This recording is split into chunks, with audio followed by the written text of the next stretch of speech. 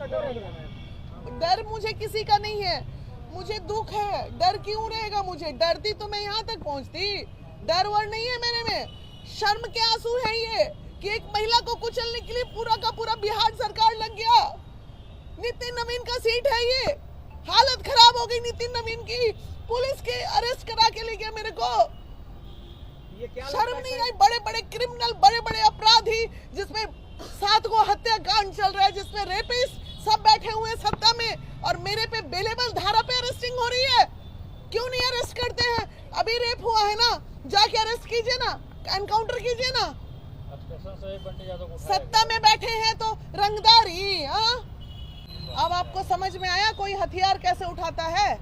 समझ में आया? यही परिस्थितियां होती है जो हथियार उठती है। मुझ जैसी महिला को इतना प्रताड़ित करोगे तो कल हम भी हथियार उठा के रोड पे आके मार देंगे 2-4 को। 500 मीटर दूरी पे थाना है, 500 मीटर दूरी पे हम है। महीना में 4 बार थाना जाते हैं। आप कभी भी हमको बोल देते मैडम आपके नाम पे सम्मन है, या आप डायरेक्ट वारंट, जबकि बिना सम्मन, बिना नोटिस, बिना किसी चीज़ के डायरेक्ट वारंट। वो भी वारंट किस पे? जिस बात की मुझे जानकारी तक नहीं। किसी ने कभी कंप्लेन किया होगा? आए दिन लोग, चूंकि हमारा महिला विकास मंच संगठन है, आए दिन हम सड़क पे काम करते हैं, तो कहीं से कभी भी कोई केस कर सकता है। तो हम उसी में ना गुनहगार होंगे जिसमें कॉग्निजेंस हो के कोई नोटिस मेरे पास आए या सम्मन आए, उसका जवाब मैं ना दूं।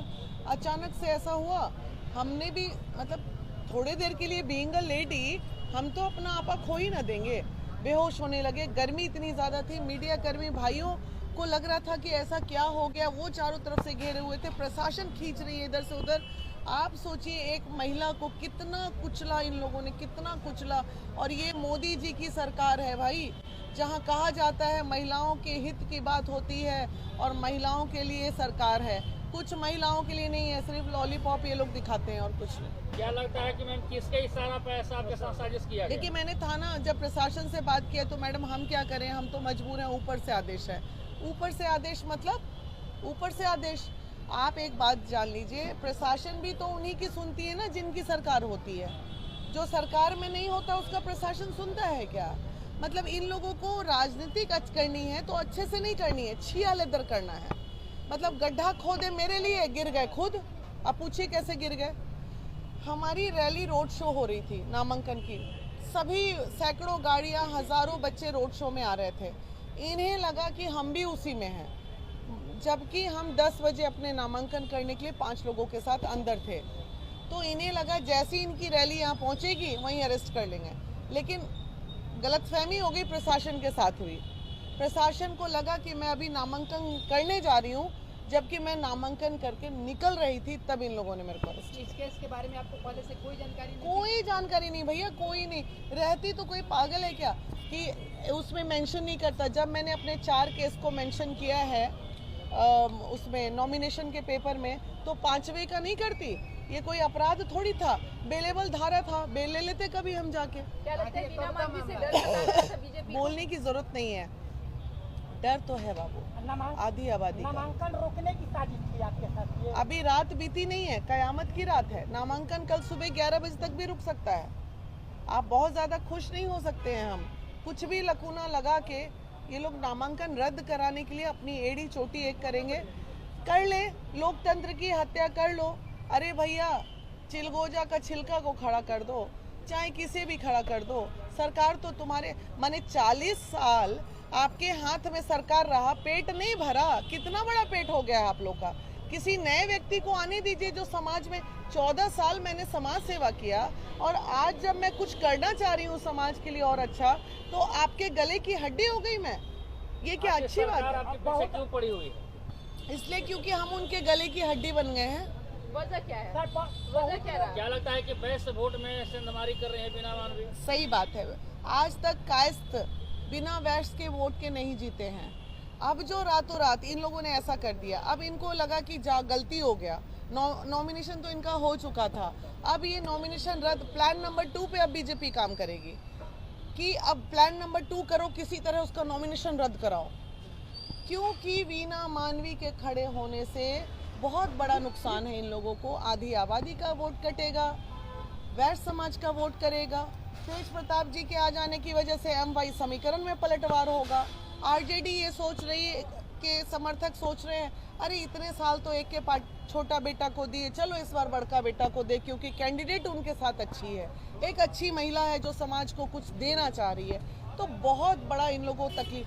4 कैंडिडेट है ना जी, चारों को सामने खड़ा कर दीजिए और उनसे पूछ लीजिए इस बांकीपुर क्षेत्र के लिए अगर 10 काम भी किसी ने किया होगा चारों कैंडिडेट में, तो जो कहिए सो, चाहे वो प्रशांत किशोर ही क्यों ना हो। प्रशांत किशोर करोड़ों खर्च करते हैं, अरबों खर्च करते हैं, लेकिन कभी किसी गरीब को साड़ी भी पहनाए हैं, किसी गरीब की बेटी की शादी में 500 रुपए मदद भी किए हैं। आज हम आपके लिए इतने बुरे हो गए कि आप इस तरह की नीचता पे आप लोग उतर गए मेरे लिए। तो क्या बिना मन में डर गई, डर जाएंगी? क्या बात कर रहे हो, बताइए तो। ये बहनों का ताकत, हम डर जाएंगे। बिना मानी को खबर ये भी है कि काफी देर तक घुमाया गया, कभी दीघा घाट, कभी इधर कभी उधर। हाँ, मुझे वहाँ से ले जाके PMCH मेडिकल के लिए लोग ले जा रहे थे। PMCH मेडिकल के लिए, जो कि 500 की मीटर दूरी पे PMCH है, वहाँ से ये ले गए पहले गाय घाट में जाम में फंसाए, वहाँ से फिर ऐसे जाम से निकाल के चढ़े मेरीन ड्राइव, फिर मेरीन ड्राइव से उतारे, फिर इनको ये नहीं पता है कि इमरजेंसी वार्ड कहाँ है, फिर PMCH के उस कोना में ले जा रहे हैं, उस कोना में ले जा करते करते ये लोग PMCH मुझे 1.25 घंटे से 2 घंटे बाद पहुंचाए। प्रशासन की मंशा क्या लगी? पूरा कर लो। महिला प्रताड़ित, अरे जब महिला प्रताड़ित हुई है, मैंने कुछ दिन पहले ना झांसी कराने का, मतलब हम उन महिलाओं में अब नहीं है बाबू कि तुम कुछ लोग है तो अब एनकाउंटर ही करना पड़ेगा, मेरा दूसरा कोई उपाय नहीं है। अब आपको समझ में आया कोई हथियार कैसे उठाता है, समझ में आया। यही परिस्थितियां होती है जो हथियार उठती है। मुझ जैसी महिला को इतना प्रताड़ित करोगे तो कल हम भी हथियार उठा के रोड पे आके मार देंगे 2-4 को, तब क्या होगा? तब आप लोग एनकाउंटर कर दीजिएगा मेरा। अपनी आत्मरक्षा के लिए अगर मैं कुछ करूं तो गलत है। आपके हाथ में सत्ता है तो इसका मतलब कुछ भी अंधेरगर्दी चल रहा है क्या? जैसे चाहिएगा वैसे कीजिएगा। इस सम्राट जी के आ जाने से तो और व्यवस्था गड़बड़ा गई, कभी उधर एनकाउंटर, कभी उधर एनकाउंटर। अब इतिहास रच दीजिए एक महिला का एनकाउंटर करा के। इनकाउंटर की साजिश थी आपकी? नहीं, ऐसी परिस्थिति में ही होता है ना, गले की हड्डी बनेंगे। मेरा परिवार है, मेरा बच्चा है, मैं अभी ही अपने तुरंत आप लोगों के PC के माध्यम से अपनी सुरक्षा का मैं डिमांड करती हूँ कि मुझे अति शीघ्र सुरक्षा प्रदान किया जाए सरकार द्वारा। और अगर जो सरकार ने सुरक्षा नहीं दी मुझे, तो मैं मान लूं कि ये साजिश है, मेरी हत्या भी हो सकती है। न्यायालय में आपको तेज प्रताप यादव नहीं पहुंचे। तेज प्रताप यादव जी बाहर है, वो अभी लैंड कर गए हैं, थोड़ी ही देर में वो PC भी करेंगे और अभी मैं वहीं जा रही हूँ कार्यालय उनसे मिलने के लिए। आप हमारे चैनल को लाइक सब्सक्राइब जरूर करें और सभी प्लेटफार्म पर उपलब्ध है। सिर्फ बिहार हलचल न्यूज़, जन जन की आवाज़ देखते रहें।